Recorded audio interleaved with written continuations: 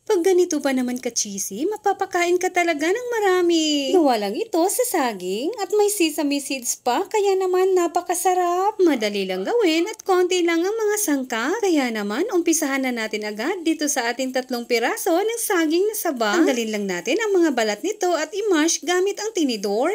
Once okay na, lagyan lang natin ng 1 piraso ng itlog, 3/4 ng asukal at 1 sachet ng powdered milk. At i-mix-mix lang muna natin itong mabuti hanggang sa matunaw ang ating asukal. Once okay na, ilagay na natin ang 2 in 1/4 cup ng bread flour or first class na harina. At lagyan rin natin ito ng 2 tablespoon ng margarine.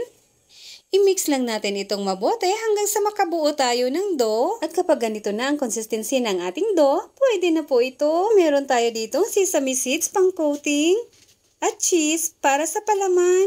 Ganito lang ito kadali gawin at kayang-kaya nyo rin ito gawin sa bahay kung gagawin nyo itong pangnegosyo. Napakasarap nito, kaya naman mag-e-enjoy talaga ang buong pamilya. I-coat lang natin dito sa sesame seeds at idiin lang natin para talagang dumikit ang ating sesame seeds. At gawin lang natin ito sa lahat. Pwede na natin ito iprito. Huwag po natin lakasan ang apoy, medium heat lang po para luto talaga hanggang sa loob. At kapag ganito na golden brown na, pwede na po natin ito hanguin.